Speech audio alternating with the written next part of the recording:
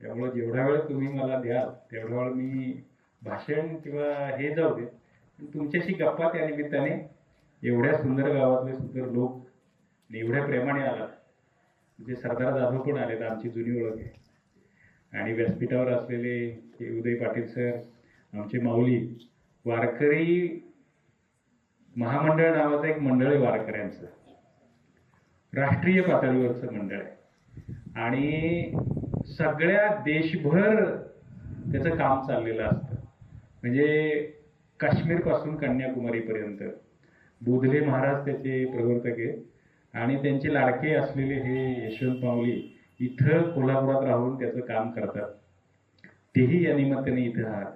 आणि हळूहळू तुम्ही सगळी मंडळी इथे समोर येऊन बसला, यात मला फार आनंद वाटतो आहे. गाडगे बाबा असे संध्याकाळच्या वेळी गावागावात जायचे आणि असं सत्कार किंवा हे असं काही स्वीकारायचं नाही, पायाही पडून घ्यायचे नाही. पाया पडायला आला की वरून खराट्याने काठीने दणका द्यायचे. आल्यावर पहिल्यांदा काय करायचे तर सगळा मंदिराचा परिसर स्वच्छ करायचा. कोणाला निमंत्रण नाही, कोणाला काही नाही, बोलवणं नाही. मंदिरासमोर उभं राहायचं, 2 दगड घ्यायचे, वाजवायला सुरुवात करायचे. हळूहळू पखवाजवाला, टाळवाला, साथीला मंडळी, ऐकण्याला समोर मंडळी, असा गावागावात खूप गर्दी व्हायची गाडगे बाबांच्या कीर्तनाला. सिंह पहावा वनात आणि गाडगे बाबा पहावे कीर्तनात, असं आचार्य यात्र्यांनी म्हटलं. गाडगे बाबा वाळवंटात जायचे, चंद्रभागेच्या वाळवंटात, इंद्रायणीच्या वाळवंटात, पैठणच्या वाळवंटात. आणि वाळवंटात कीर्तन करायचे याच्यासाठी की सगळ्या समाजाला ते कीर्तन ऐकता यायला पाहिजे. गाडगे बाबांना शेवटचे संत असं म्हणतात. मी माऊलींना म्हणत होतो की यंदा आम्ही निळोबारायांवर एक विशेष अंक करणार होतो. म्हटलं तर वारकरी परंपरा ही शेवटचे संत म्हणून निळोबारायांकडे पाहते. पण आधुनिक काळामध्ये ज्यांनी आपल्याला खऱ्या अर्थाने जीवन शिक्षण दिलं ते गाडगे बाबा असो किंवा तुकडोजी बाबा असो, आज त्यांचं स्मरण करणं गरजेचं आहे. याचं कारण आज आहे 1 मे आणि आपण सगळेजण म्हणजे आपला महाराष्ट्र हा 65 वर्षांचा झालेला आहे. 1 मे 1960 रोजी महाराष्ट्र राज्याची स्थापना झाली. आता जेवढ्यांचे सत्कार झाले तर हे म्हणाले लॉटरी नाही आहे, कष्ट आहे, घाम आहे. कष्ट केलंय, त्यांच्या वडिलांनी घाम गाळलाय म्हणून मुलं पुढे निघालेली आहेत. कुळी कन्या पुत्र होती जे सात्विक, तयाचा हरिक वाटे देवा, असं तुकाराम महाराजांनी म्हटलंय. ते ह्या मुलांच्या वतीने त्यांचे पालक, त्यांचे वडील सत्कार स्वीकारताय, ही केवढी आनंद देणारी गोष्ट आहे. आणि हे कष्ट जे आहेत, हे कष्ट म्हणजे आता तुम्ही महाराष्ट्र दिन आहे, महाराष्ट्र शासनाच्या सेवेत आहात आणि हे शासन प्रशासन लोकाभिमुख व्हावं, लोकांपर्यंत जावं, ही एक प्रकारची सेवाच आहे मौली. आणि ती सेवा तुम्ही करत आहात, करणार आहात, म्हणून तुमचा या ठिकाणी नाना सत्कार केलेला आहे. आणि हे फार चांगलं काम. मी म्हटलं, मी कोल्हापुरात आल्या पहिला पुष्पगुच्छ घेऊन मला ते भेटायला आले. तुकोबांनी म्हटले, माझी जातीचा म्हणजे आवडी निवडी समान असलेला, मज भेटो कोणी आवडीची धनी फेडावाय. म्हणजे समविचारी, समवयस्क, समसुखी, समदुःखी एकमेकांचे मित्र होतात, तसे हे नाना आमचे मित्र आहेत. आणि आमची आवड एकच आहे, हे जे वारकरी विचार आहेत, संतांचे विचार आहेत, हे याला परत एकदा उजाळा द्यायचा. त्यांनी मला व्याख्यानाचा विषय सुचवला. आता म्हटलं व्याख्यान काय बोलणार, माझ्यापेक्षा समोर असलेल्या माणसांना जास्त माहिती आहे. आमचं पत्रकारांचं परत असं अवघड असते की आम्हाला सगळ्यातलं थोडं कळतंय, कुठल्याही विषयातलं एकदम खोल कळत नाही. ते आपल्या गावाकडे म्हणे ना, एक ना धड भाराभर, पण आम्हाला कळतं थोडं. निदान कोणाला कळतं हे आम्हाला कळतं. त्यामुळे अशा माणसं आम्ही, तर आमच्या नानांना ते कळते या अंकामधलं काय लोकांपर्यंत न्यायला पाहिजे हे. तर बघा, ते असं म्हणाले की 1 मे आहे, महाराष्ट्राला 65 वर्ष होत आहेत, त्या निमित्ताने आम्ही बंद पडलेली व्याख्यानमाला त्याचं पुनरुज्जीवन करत आहोत. मी म्हणलं हे फार पुण्याचं काम आहे. पाप आणि पुण्य, पुण्य म्हणजे काय, पुण्य म्हणजे काय, ते हे पुण्य काय आहे, तर हे वारकरी संप्रदायाचा विस्तार ज्याने केला, जसं महाराज काम करतायत, बोधले महाराज काम करतायत, नाचू कीर्तनाचे रंगी आणि ज्ञानदीप लावू जगी, असं संत नामदेव महाराज त्यांनी प्रतिज्ञा केली, शतकोटी अभंगांची प्रतिज्ञा केली. कीर्तन करू, कीर्तनात नाचू आणि लोक शहाणे करू, लोकांना ज्ञान देऊ, लोकांचं अज्ञान दूर करू, ही प्रतिज्ञा करून ते काश्मीर पासून आताच्या अफगाणिस्तानापर्यंत नामदेवराय गेले. तिथल्या घराघरांमध्ये मध्यंतरी आम्ही 12 वर्षापूर्वी एक संत नामदेवांचा विशेष अंक केला होता आणि तेव्हा आमच्या मित्रांना तिकडे पाठवलं होतं. अफगाणिस्तानमध्ये, राजस्थानमध्ये, गुजरातमध्ये, दिल्लीमध्ये, उत्तर प्रदेशमध्ये संत नामदेवरायांना मानणारा एवढा मोठा वर्ग आहे. परवाने आम्ही नांदेडला गेलो होतो, तिथं मोठं गुरुद्वारा आहे. शीख धर्माचा जो गुरुग्रंथ साहिब आहे, तिथं देव, मूर्ती, मंदिर असं नाही. ग्रंथ हाच देव, अभंग हाच देव, विचार हाच देव. जसं आपल्याकडे आदरेकर फडाचं आहे बघा, ग्रंथ हाच देव. आणि त्या ग्रंथावर माथा टेकायचा, त्या ग्रंथाचं पारायण करायचं, त्याच्यात जे लिहिलंय त्याची उजळणी करायची. त्याच्यामध्ये आपल्या संत नामदेवरायांची 61 पदे आहेत, 61 अभंग आहेत. आणि हे काम जे आहे त्यांनी, हे काश्मीर पासून कन्याकुमारी, मी म्हटलं घराघरात 6-6 फुटी मूर्ती आहेत नामदेवरायांच्या तिथे. राजस्थानमध्ये नामदेवजी का कुवा आहे, म्हणजे नामदेवरायांनी, ज्ञानदेवराय जेव्हा तीर्थयात्रेला निघाले तर राजस्थानमध्ये आपल्याला त्या गोष्टी माहिती आहेत. ती विहिरीतून पाणी आलं, ती विहीर त्यांनी जपून ठेवली. एवढंच नाही, तुम्ही पंजाबात गेला, घुमरला साहित्य संमेलन झालं बघा. हे फार कडवे लढवय्ये शीख समाज, आपण सरदारजी म्हणतो, शीख मंडळी म्हणतो, फार कडवे. जगज्जेता सिकंदर जेव्हा जग जिंकून भारतात आला, तेव्हा त्यांनी पंजाबमध्ये पाऊल ठेवलं, तेव्हा या मंडळींनी त्याला जुमानलं नाही आणि त्याला परत जायला भाग पाडलं. म्हणजे तलवारीच्या जोरावर ज्या सिकंदराला पंजाबी लोकांना, इथल्या भारतीय लोकांना, विशेषतः शीख मंडळींना जिंकता आलं नाही, त्या लोकांची मनं आपल्या नामदेवरायांनी प्रेमाने जिंकून घेतली. आणि महाराष्ट्र, आज महाराष्ट्र दिन आहे म्हणून, महाराष्ट्राचा धर्म काय आहे हे पहिल्यांदा नामदेवांनी सांगितलं. आणि तो धर्म असा आहे, जोडायचं, तोडायचं नाही. एकमेकांशी बंधुभावाने, प्रेमाने, गुण्यागोविंदाने राहायचं. तुम्ही सांगत होता संतांचा उल्लेख आहे, सामाजिक कार्याचा जो उल्लेख केला, संत हे सामाजिक कार्यकर्तेच होते. आम्ही तर म्हणतो संत हे पहिले पत्रकारच होते. नामदेवराय जेव्हा पंजाबमध्ये गेले, घुमान या गावी त्यांची समाधी आहे. आपल्याकडे नामदेवरायांची पायरी आहे, तिथं नामदेवरायांनी समाधी घेतली असं म्हणतात. त्या घुमानमध्ये गेल्यावर नामदेवरायांनी पहिल्यांदा काय केलं, पाण्याची जिथं सुविधा नव्हती तिथं पहिल्यांदा पाण्याची सुविधा केली. ही कामच आहे, सामाजिक काम. अजूनही तुम्ही घुमानला गेला, जे वाघा बॉर्डर किंवा पर्यटनाला जातात, तिथे त्या घुमानला नामदेवरायांचा जी समाधी आहे, त्या मंदिरामध्ये शेजारी तापियाना आणि नामियाना अशा नावाची 2 तळी आहेत. नामदेवरायांनी तिथल्या शेतकऱ्यांच्या पाण्याची सुविधा म्हणून तळी खोदायची. आपल्याकडे जी आता सरकार प्रयत्न करते ना पाटबंधारे आहे, तर ती तळी पहिल्यांदा नामदेवरायांनी खोदलेली. आणि त्याचाच आदर्श म्हणजे मला, माझं मत आहे, पुढं जेवढी शीख धर्माची जी धार्मिक ठिकाणे आहेत, गुरुद्वारा आहे, तिथं पाण्याचं तळं असतं बघा. म्हणजे धार्मिक ठिकाण आहे, लोक एकत्र जमण्याचं ठिकाण आहे, तिथं पाणी असावं. पाणी हे जीवन आहे. मानवी वस्त्या सगळ्या पाण्याच्या कडेला उभ्या राहिल्या, नदीच्या कडेला, पाण्याचे स्रोत जिथे. जीवन राजस्थानमध्ये ओयासिस असतं, त्याच्या भोवती माणसांचं हे असतं, वस्त्या असतात.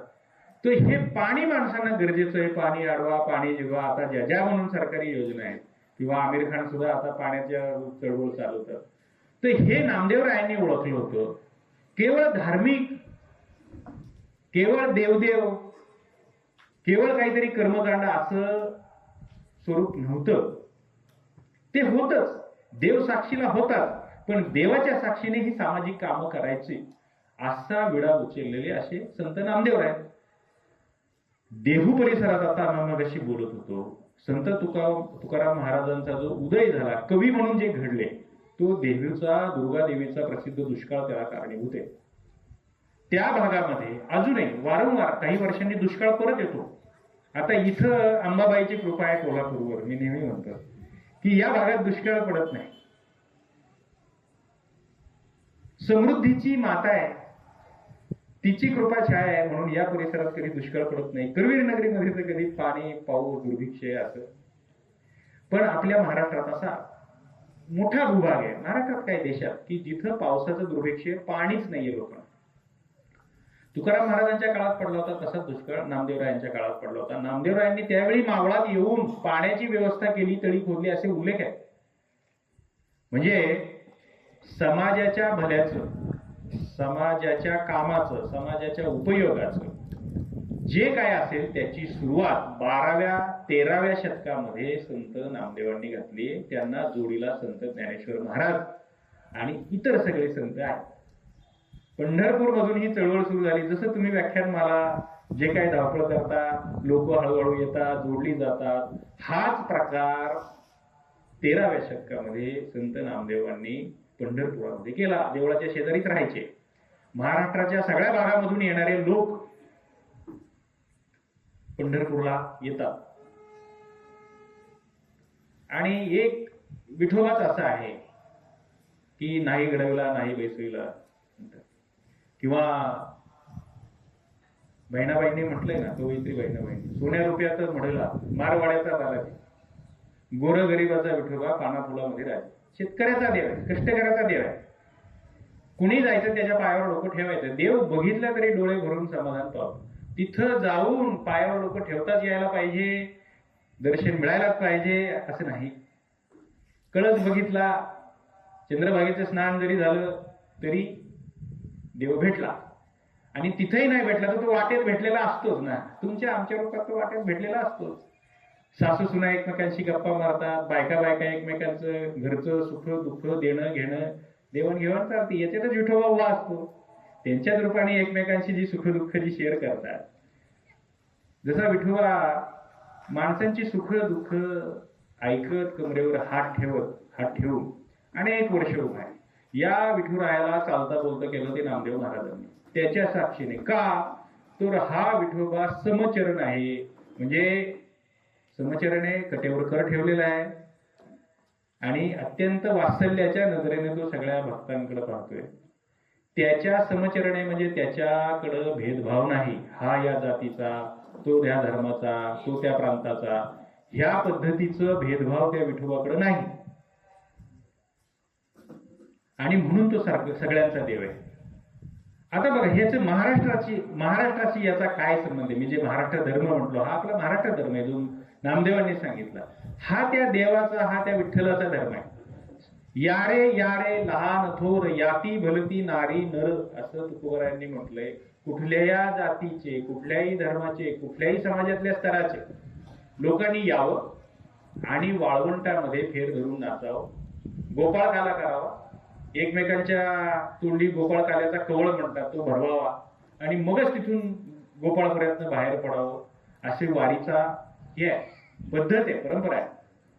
आता वाळवंटात तरी का गेले? एवढं मंदिर असताना तर बघा, त्या काळामध्ये त्या परंपरा, त्या रूढी असतात.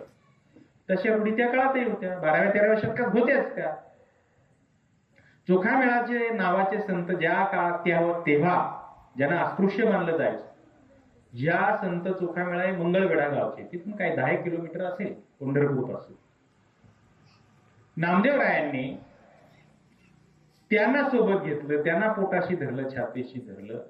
आणि हा ज्याला मंदिरात जाऊही दिलं जात नव्हतं, ज्याला दुरून उभा राहून मंदिरातल्या देवाकडे बघतो म्हणून उचलबांगडी केली, म्हणून नदीच्या पलीकडे म्हणजे त्याला मारहाण करून त्याचं गाठोडं उडवून नदीच्या पलीकडे नेऊन ठेवला, धाव घाली विठू आता चालू नको मंद, बडवे मज मारिती काय केला अपराधाचा अभंग आहे त्यांचा. का तर तो अस्पृश्य आहे त्या त्या काळातला, त्याची सावलीचा सुद्धा विटाळ आहे, तो दिसला तरी विटाळ आहे. अशा माणसाला नामदेवरायांनी सोबत घेतलं. आणि तो किती मोठा आहे, तो किती कष्टाळू आहे हे सांगितलं. त्यांचा एक अभंग आहे, चोखा मेळा माझा किती प्रिय आहे. चोखा माझा देव, चोखा माझा भाव, कुळ धर्म देव चोखोबा माझा, असं म्हटलंय. आपण कुळधर्म करतो, आपला देव असतो, आपला भाव असतो, हे सगळं माझं जे आहे ते चोखा मेळा. आणि नाही ना तुम्ही त्याला मंदिरात येऊ देत, तर देवाला सांगितलं, देवा त्याच्यासाठी म्हणून तुला वाळवंटात यायला लागेल. चोखोबासाठी म्हणून ते वाळवंट नामदेवरायांनी निर्माण केलं, इतर संतांसाठी म्हणून ते निर्माण केलं. मग संत सावतामाळी आहे, संत नरहरी सोनार आहे, तुम्ही बघा वेगवेगळ्या जातीचे लोक आहेत. संत सेना न्हावी, देवा तुझा मी सोनार, तुझ्या नामाचा व्यवहार, किंवा कांदा मुळा भाजी अवघी विठाबाई माझी, आम्ही वारीक वारीक करू हजामत बारीक. म्हणजे जे जे व्यवसाय आहेत आपले, हे व्यवसाय सांभाळून देवाकडे जाता येतं. देव तुम्हाला पावतो. देव आणि मध्यस्थ यातली भानगडच काढून टाकली. देव आणि भक्ती यातल्या मध्यस्थ काढूनच टाकला. डायरेक्ट तुम्हाला देवाशी बोलता येतं, नाही तर अधिकार नव्हता. नाही घोकाया अक्षर असं संत तुकाराम महाराजांनी म्हटलंय. म्हणजे संस्कृत मधलं वेदांचा अभ्यास करायचा अधिकार सर्वसामान्यांना नव्हता. फक्त दोनच वर्ण, शूद्र आणि ब्राह्मण असे. त्यापैकी ब्राह्मणांना विद्या घेण्याचा इतिहास आहे, विद्यादान करण्याचा अधिकार होता. मग सर्वसामान्यांना तो अधिकार नव्हता. नामदेवरायांनी काय केलं, चोखा मेळाला तर पोटाशी धरलं, त्यांना लिहायला शिकवलंय. संत चोखा मेळा लिहायला शिकले. टाळी वाजवावी, गुढी उभारावी, वाट हे चालावी पंढरीचा, असा त्यांचा अभंग आहे. वारकरी निघाले आळंदीवर की अभंग म्हणत म्हणत म्हणत तिथपर्यंत जातात. 700 वर्ष झाली. चोखोबा महाद्वार जे गावाचं कुसू आहे मंगळवाड्या वेढाचं, त्याच्या खाली पडून चोखोबा गेले. नामदेवरायांना कळलं, तेव्हा त्यांनी त्या ढिगाऱ्यामध्ये जाऊन चोखोबांची हाडं शोधली. आणि अनेक मजूर गेले होते, चोखोबांची हाडं कशी शोधायची असा प्रश्न पडला. तेव्हा कथा आहे ही वारकऱ्यांना माहीत असलेली. ती हाडं घ्यायची आणि कानाला लावली, ज्याच्यातून विठ्ठल विठ्ठल नाव ऐकायला येते, नामस्मरण, ती चोखोबांची हाडं. ती घेऊन आले आणि पंढरपूरला देवाच्या मंदिराच्या समोर ती हाडं गाडली, पुरली आणि तिथे समाधी उभी केली. अजून सुद्धा पंढरपूरला गेल्यावर चोखोबांच्या समाधीचं आधी दर्शन घ्यायचं आणि मग देवाच्या समाधीचं दर्शन घ्यायचं, अशी पद्धत आहे. आता हे जे सगळे मंडळी आहेत, म्हणजे चोखोबाला लिहायला शिकवलं, स्वतः लिहिलं, म्हणजे देवाला, नामदेवांचा आणि देवाचा संबंध आहे, संवाद, आणि एकमेकांशी बोलायचे, असं त्यांच्या अभंगात आहे. तर देवाला एक दिवस त्यांना प्रेरणा झाली, लिहायची प्रेरणा झाली, आणि आपल्या आधी कुणी लिहिलं होतं हे त्यांनी शोध घेतला. तेव्हा त्यांना लक्षात आलं, वाल्मिकींनी लिहिलंच होतं. एक आत्ता म्हटलं सरकारी जातीच्या काय कॅटेगरीमध्ये, तर एक कोळी समाजातला, पुन्हा गुन्हेगारीच्या याच्यावर वाटेवर गेलेला माणूस, वाल्या कोळी, आपली पालखी थांबते ना ती, आणि काय वाटमारी करायचं. मग त्यांना उपरती झाली, अभ्यास केला, चिंतन केलं, आणि त्यांनी रामायण लिहिलं. म्हणजे प्रभू रामचंद्राला त्यांनी जे लिहिलं ते फॉलो करायला लागलं, एवढं त्यांनी थोर लिहिलं.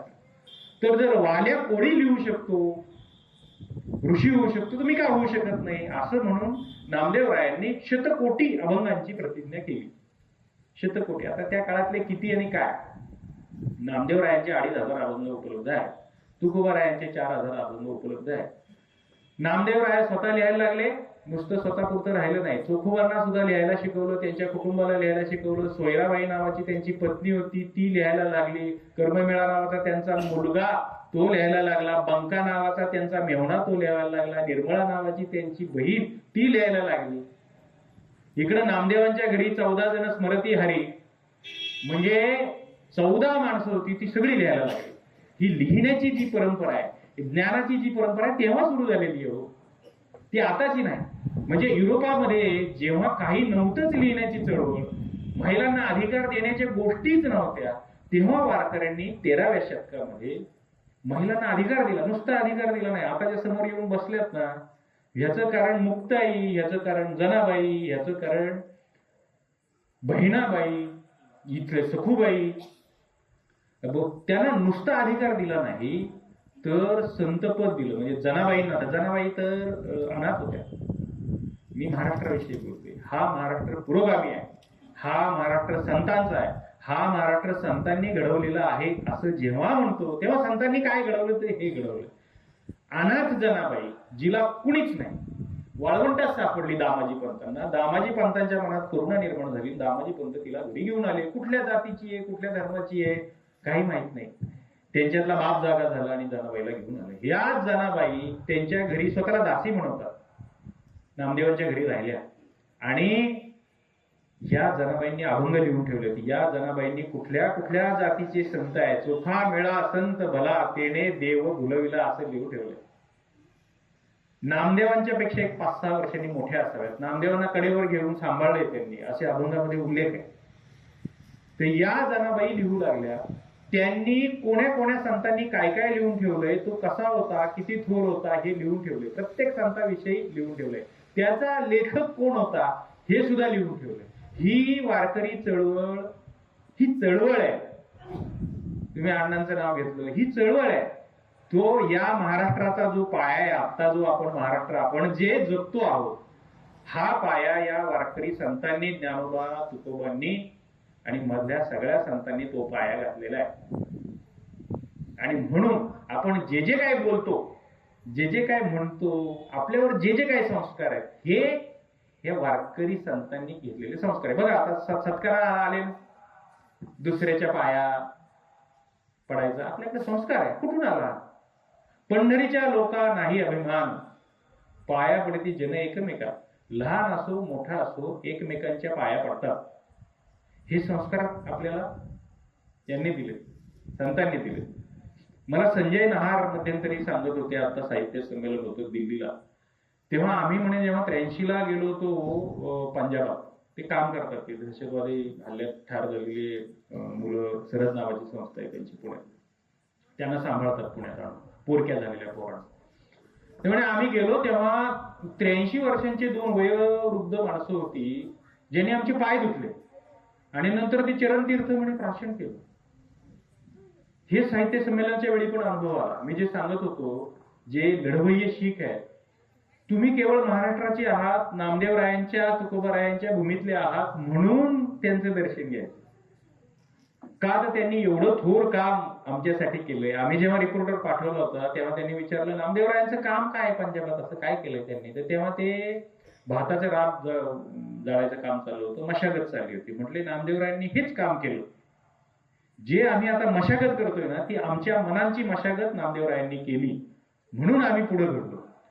आता नामदेवरायांनी जे संत घडवले त्याच्यामध्ये पण संत चोखामेळा, संत सावतामाळी, सेना न्हावी, खूप संत आपल्याला माहिती आहे. चोखामेळा उत्तर भारतातले तर 28 संतांच्या नोंदीच आहेत, नाव आहे.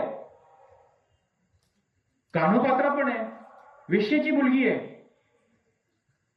अशा कुठल्या देशात, जगात आहे का की 13व्या शतकामध्ये एका वेश्येच्या मुलीला, म्हणजे वेश्येला सुद्धा आपल्यात घ्यायचं. हरणीचे पाडस व्याघ्रे धरी गेले, मज लागी झाले तैसे देवा, नको देव राया अंत आता पाहू, असं एक गाणं अभंगाच्या मंगळवेड्याच्याच त्या. अजूनही तरटीचं झाड आहे तिथं, ते बादशाह सैनिक मागे लागले होते म्हणून कान्होपात्रेने असं म्हणतात की तिथंच देवळामध्ये प्राण सोडला. तिची समाधी आहे तिथे. सगळ्या जातीची, सगळ्या धर्माची, सगळ्या समाजातल्या स्तराची माणसं इथे यावीत. आणि हा समतेचा जो संदेश आहे, बंधुभावाचा, एकोप्याचा जो संदेश आहे, महिलांना स्थान देण्याचा जो संदेश आहे, बरोबरीने स्थान देण्याचा जो संदेश आहे, नुसता बरोबरीने नाही. मी जनाबाईंचं सांगत होतो असो की 14 माणसं नामदेवाच्या घरी, 14 माणसं स्मृती हरीण, 14वी ती दासी जणी असं जनाबाईच्या म्हटल्या. 14 माणसं असताना आपल्याकडे प्रॉपर्ट्या, इस्टेटी, शेती, बाग, किती मारामारी असतात, ह्या पोराला का त्या पोराला वाटण्या वगैरे. 14 माणसं तिथं असताना आपला पारमार्थिक अधिकार जो आहे, चळवळीचा नेता कोणाला केलाय तर जनाबाईला केले. जनाबाईंच्या खांद्यावर वारकरी चळवळीची धुरा नामदेवरायांनी दिली. का तर ती सक्षम आहे. त्यांनी बघितलं ती सक्षम आहे, ती सतत नामदेवांच्या पाठीशी उभी आहे. म्हणजे एका यशस्वी पुरुषामागं एक महिला असते, स्त्री असते असे म्हणतात, तर त्या पहिल्या जनाबाई आहेत. तशाच मुक्ताबाई पण आहे. चौयुगांचा नामा उभा कीर्तनी, पाठी मागे डोळे झाकून उभी ती जणी, असा अभंग वारकरी रोज काकला आरतीत म्हणतात. 4 युगात जनाबाई आहेतच नामदेवांच्या सोबत. आणि नामदेवांना जो जो त्रास झाला, नामदेवरायांनी जे जे कष्ट सहन केले, या सगळ्याची साक्षीदार जनाबाई आहे. माशांची घोंगाणी, जनांची निंदनी, सोशी नामदेव अंतकरणी. एखाद्या जखमेवर जशा माशा बसतात, आता ते नाही, पूर्वी असायचं, आणि त्या त्रास देतात जनावरांना सुद्धा, त्या पद्धतीचे लोक त्रास देते नामदेवरायांना, असं जनाबाईंनी लिहून ठेवले. हा सगळा त्रास सहन केलाय. कोणासाठी केलाय? लोकांसाठी केलाय, जनतेसाठी केलाय. नुसत्या महाराष्ट्रासाठी नाही, नुसत्या मराठी माणसांसाठी नाही, तर देशासाठी. मराठ्यांविना राष्ट्रगाडा न चले, महाराष्ट्र मेला म्हणजे हा हे सेनापती बापटांचा आहे ना, तर देश मेला. भारत जो आहे, इथले जे मराठे आहेत, मी हे सुसंग सांगतोय बघा तुकड्या तुकड्याने, पण इथले जे मराठे आहेत, म्हणजे आपण जे आहोत, पानिपतामध्ये आपल्या प्रत्येक घरातला एक माणूस गेलेला आहे. प्रत्येक घरातला. तुम्ही बघा, आडनाव बघा. यांचं काम चाललंय बोधले महाराजांनी. पानिपतात आपल्याला माहिती आहे, पानिपताचं युद्ध झालं, सदाशिवराव भाऊ गेले, 3रं युद्ध येते. आणि त्या 3ऱ्या युद्धामध्ये बखरकरांनी लिहिलंय, किती बांगडी फुटली. तर महाराष्ट्रातल्या घराघरातला माणूस पेशव्यांबरोबर, मराठा सरदारांबरोबर लढायला दिल्लीला गेले आणि तिथे शहीद झालेला आहे. म्हणजे महाराष्ट्रातलं एक घर असं नाही की ज्याने बलिदान दिलंय, आणि ते बलिदान इथल्या बांधासाठी, स्वतःसाठी, पगारासाठी, नोकरीसाठी, आपल्या घरासाठी नाही, देशासाठी दिलेलं आहे. देशासाठी दुसऱ्या कुठल्याच राज्यातली माणसं एवढी प्राणार्पण करणारी, एवढी जीवाच्या आकांताने लढणारी नाही. ते मराठेच, महाराष्ट्रातले मराठे. म्हणून यंदाचं साहित्य संमेलन जे झालं ना, तालकटोरा स्टेडियमवर झालं. मराठ्यांच्या सैन्याचा तळ तिथं पडलेला होता. आणि पानिपतात महाराष्ट्र हरल्यानंतर संक्रांतीचा दिवस होता बघ, घराघरामध्ये आक्रोश होता. आणि अजूनही आपण म्हणतो विश्वास पानिपतात गेला. दुकानदाराला जर म्हटलं उधार द्या, तर म्हणतो काय एवढा विश्वास नाही का? नाही, म्हणतो विश्वास पानिपतात गेला. म्हणजे त्या पानिपताची जखम एवढी खोल आहे आपल्या मनावर अजूनही. ते जे मराठ्यांचं स्वप्न भंगलं होतं, ते महाजी बाबा, महाजी शिंदे यांनी ते पूर्ण केलं. आणि महाजी शिंदे मराठा सरदार, त्यांनी दिल्लीवर आणि पर्यायाने सगळ्या हिंदुस्थानवर स्वतःचा वचक ठेवला होता. बादशाह त्यांच्या कब्जात होता. त्यांच्या परवानगीशिवाय मुंगीलाही आतमध्ये जाण्याची प्रज्ञा नव्हती. हे महाजी शिंदे जे आहेत, हे महाराष्ट्रातले, साताऱ्यातले हे महाजी शिंदे, त्यांच्यावर संस्कार कुठले? त्यांच्यावर संस्कार संत ज्ञानेश्वर माऊलींचे, त्यांच्यावर संस्कार ज्ञानेश्वरीचे, त्यांच्यावर संस्कार नामदेवरायांचे, त्यांच्यावर संस्कार या सगळ्या वारकरी परंपरेचे. युद्धावर तुम्ही महाजी शिंदेचा जर फोटो बघितला तर सगळे अधिकारी, काही मंडळी माझ्यासमोर, कुणी कोर्टात आहे, कुणी काय स्पर्धा परीक्षा केलेला आहे. महाजी शिंदेचा फोटो बघा, गंध लावलाय, गालाला गंध आहे, कपाळाला गंध आहे, हातात विणा आहे. विणा घेऊन भजन करायचे. हा देशाचा सम्राट, त्या अर्थाने विणा घेऊन भजन करायचे. स्वतः त्यांनी माधव गीता नावाची अभंग रचना केलेली आहे. ते अभंग म्हणायचे. ग्वाल्हेर घराणा नावाचे एक गायकी आहे आपल्याकडे. त्या ग्वाल्हेर घराण्याचे जनक हे हा मराठ्यांचा सरदार, ज्याचे दिल्लीवर राज्य होतं, ज्यांनी पानपताचा पराभव भुवून काढला. या महाजी शिंदेमुळं आत्ताचा जो पालखी सोहळा आळंदी ते पंढरपूर सुरू आहे ना, तो महाजी शिंदेंनी मदत केली म्हणून तो सुरू झालाय. बघा, महाराष्ट्राचं दिल्लीचं, महाराष्ट्राचं देशाचं नातं कसं आहे. ही सगळी गुंफण आहे. ती काय आपोआप झालेली गोष्ट नाहीये. ते जे महाद्वार आहे तिथलं आळंदीचं, ते महाजी शिंदेंनी बांधून दिले. भोवतालच्या ज्या ओवऱ्या आहेत त्याही बांधून दिल्या. आपले पाहुणे आहेत इथं, अंकलीचे शितोळे सरदार, त्यांना सांगितलं बरोबर की त्यांना तंबू, घोडे, सगळ्या सोयी सुविधा द्या, अगदी देवाच्या नैवेद्यापासून द्या. आणि सगळ्या मराठा सरदारांनी, मराठा राजशक्तीने शिवरायांपासून वारकऱ्यांची ही जी वारी आहे हिला संरक्षण दिलेलं आहे, मदत केलेली आहे आणि इतिहासामध्ये तसे दाखले आहेत. ते का केले? कारण हे जे वारकरी संत आहेत आणि एकूण वारकरी मंडळी आहेत ही काहीतरी चांगुलपणाचा, भल्याचा विचार लोकांना सांगता येतो. तो चांगुलपणाचा, भल्याचा विचार म्हणजे राष्ट्रीय एकात्मतेचा विचार आहे, बंधुभावाचा विचार आहे, प्रेमाचा विचार आहे. आणि हा विचार संतांनी दिलेला आहे. आणि परत आपण असं म्हणतो शाहू फुले आंबेडकरांचा महाराष्ट्र आहे, पुरोगामी महाराष्ट्र आहे. याचा अर्थ काय आहे? तर या महाराष्ट्रामध्ये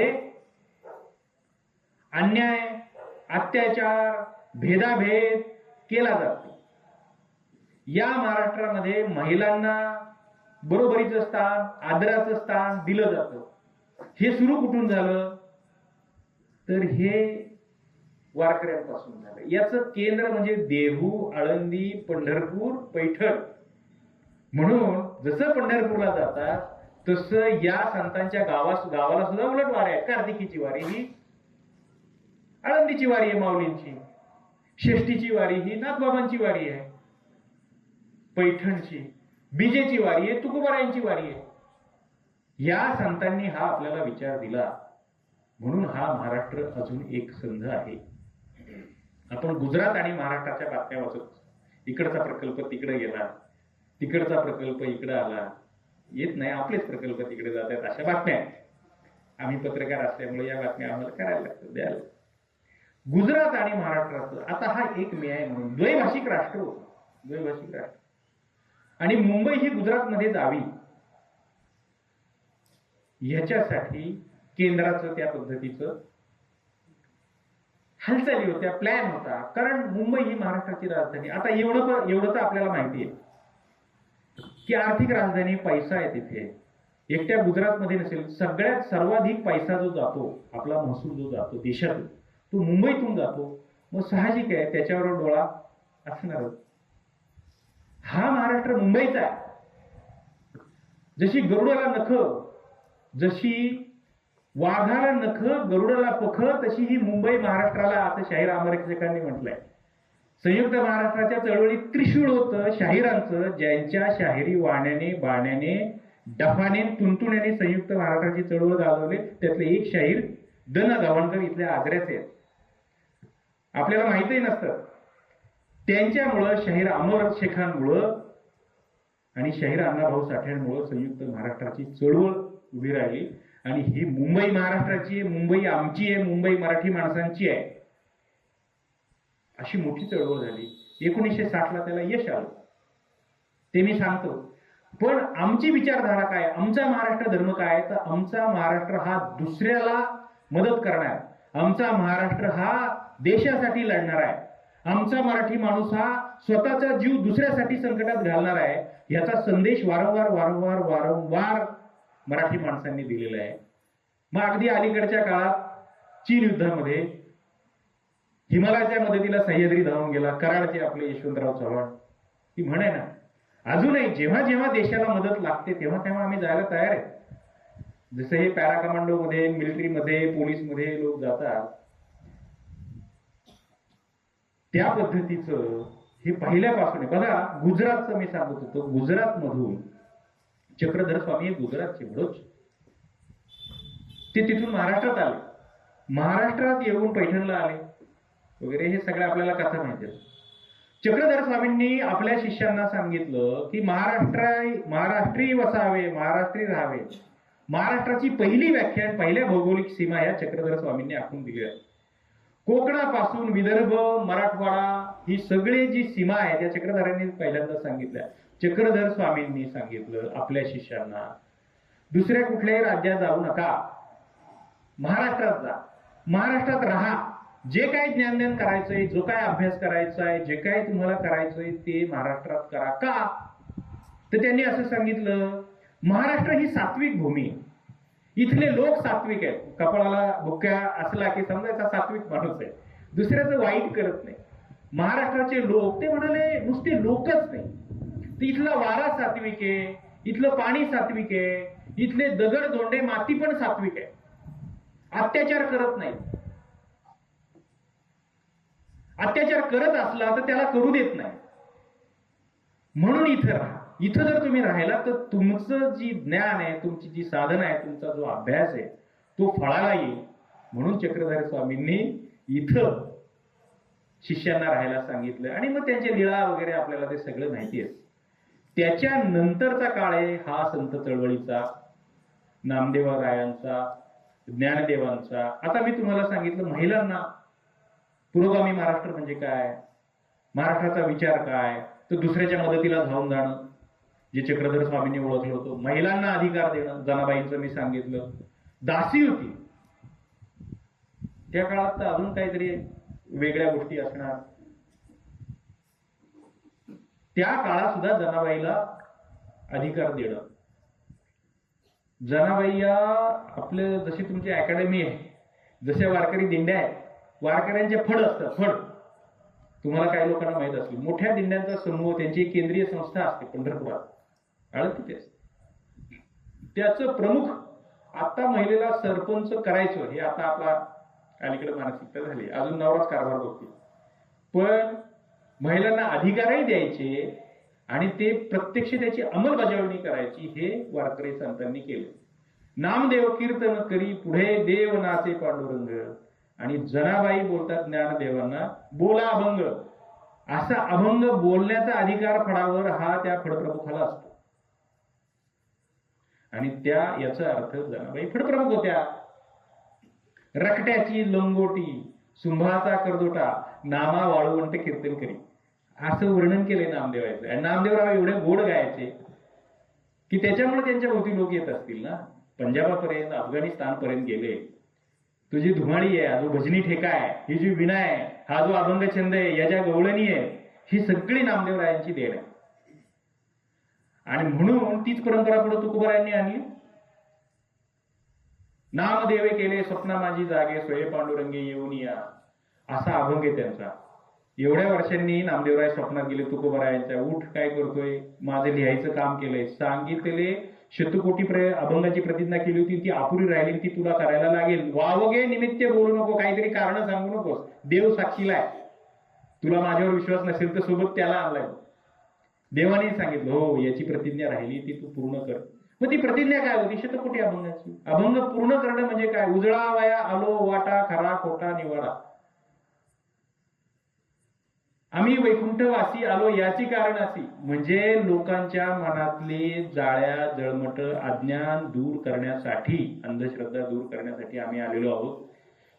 म्हणून नाचू कीर्तनाची रंगी आहे. मी काल एक व्हिडिओ शेअर केला, मागे पुढे दाटे ज्ञानाचा उजेड, इंद्रायणी काठी लागली समाधी ज्ञानेश्वरची. वारकरी असणं ही केवळ अंधश्रद्धा, कर्मकांड करणं असं नाही. वारकरी म्हणजे डोळस असणे, शहाणे समज, मुळात देवच त्यांचा ज्ञानी आहे ना. कर्मकांड नाहीच आहे. देव कोण आहे? वारकऱ्यांची श्रद्धा अशी, तो आत्ताच्या भाषेतला युपीतला मनुष्य आहे, उत्तरेतला मनुष्य आहे. भैया म्हणा फार तर, मुंबईत गोठे असतात बघा म्हशीचे. गवळ्याचा घराचा शिशुपालाचा जेव्हा वध केला तेव्हा त्याच्यावर टीका केली. अरे गोठ्यात राहतो, गाय गुरं सांभाळतो, शेणामुताचा वास अजून तुझ्या पायाला येतोय, तुझे काय पाय धुवायचे, असं जेव्हा शिशुपालाने सांगितलं. शिशुपालाचा वध केलाय, 100 अपराध मोजले आणि मग वध केला. हा सगळ्या बहुजन समाजाचा नेता आहे. नामदेवरायांनी उगीच त्याचं कौतुक, उगीच त्यांना फॉलो केलं की नाही. बहुजन समाजाचा नेता आहे, सगळ्या जाती धर्माच्या लोकांना सोबत घेतलेल्या, वाकड्या पेंद्या सुदाम्या, गरीबातला गरीब, गाव कुसा बाहेरचा, ज्याला जमीन नाही, मजूर आहे, असे सगळे त्याचे सवंगडी आहेत. यमुनेच्या काठावर सगळ्यांनी एकत्र जमायचं गाई गुरं सांभाळण्याच्या निमित्ताने आणि सहभोजन करायचं, शिदोऱ्या एकत्र करायच्या आणि एकमेकाला घास भरवायचं. याचा अप्रूप काल्याच्या कीर्तनात सांगतात, मी घेतो. याचं अप्रूप स्वर्गातल्या देवांना सुद्धा. मग देव माशाचं रूप घेऊन यमुनेच्या डोहामध्ये मासे होऊन, की आपल्याला नाही समजा ते मिळत खायला, तर हे हात धुतील खरकटे आणि आपण ते खाऊ. श्रीकृष्णाने सांगितलं नाही नाही, त्यांना तो पुण्याचा वाटा द्यायचा नाही, तुम्ही गोरगरीब हेच खरे माझे सवंगडी. दही दूध हे जे पौष्टिक अन्न आहे हे सगळं सगळ्यांना मिळायला पाहिजे, हा त्याच्यातला हेतू. मी जो मगाशी काल्याचा उल्लेख केला हा श्रीकृष्णाचा दिलेली देण आहे आपल्याला. गोपाळकाला दही हंडी हे श्रीकृष्णाने सांगितलंय. सगळ्या जाती धर्माच्या लोकांनी एकत्र यायला पाहिजे, एकत्र राहायला पाहिजे. हाच देव नंतरच्या काळात श्रद्धा अशी आहे, मान्यता अशी आहे, यमुनेच्या काठून निघाला आणि चंद्रभागेच्या काठी आला. एकटा आला नाही, त्याची गाई गुरं सोबत घेऊन आला आणि ती गाई गुरांची खुरांचे ठसे अजून विष्णुपद आहे, तिथं अजून पंढरपूरकर जातात राहायला, ते सगळं सोबत घेऊन आलं. असा हा देव. इंद्राने होम हवन करायचं, इंद्राला प्रसन्न करायचं, मग इंद्र प्रसन्न होऊन पाऊस पाडणार वगैरे. श्रीकृष्णाने सांगितलं ही काय भानगड करायचं काय कारण नाही. इंद्र कोण गेलाय लागून असा, आपणच आपले देव आहोत. आपण गायी सांभाळतो, त्या गायीच्या पोटात काय 33 कोटी देव आहे. आपल्या कर्मावर विश्वास ठेवा असं सांगितलं ना. आपल्या कर्मावर विश्वास ठेवा. तुम्ही जे जे काय काम करता आपणच आपल्या म्हणजे अप्तदीप भव गौतम बुद्धांच्या याच्यानुसार. इंद्राला हे करू नका, काही त्याची पूजा अर्चा करायची कारण नाही. तुम्हीच कष्टकरी आहात, तुम्हीच या जगाचं पालन पोषण करता, त्याच्यामुळे इंद्र यज्ञ मध्यस्थ हे ठेवू नका. कथा आहे अशी अभंगपणे. मग खूप पाऊस पडला गोकुळामध्ये, प्रचंड पाऊस, पाणी जलमय झालं सगळं. मग तरी श्रीकृष्णाने सांगितलं घाबरू नका, तुमच्या मनगटात बळ आहे आणि तुम्ही तो गोवर्धन पर्वत उचला. म्हणून काठ्यांनी सगळेजण काठ्याने लावा म्हणे गोवर्धन पर्वताला.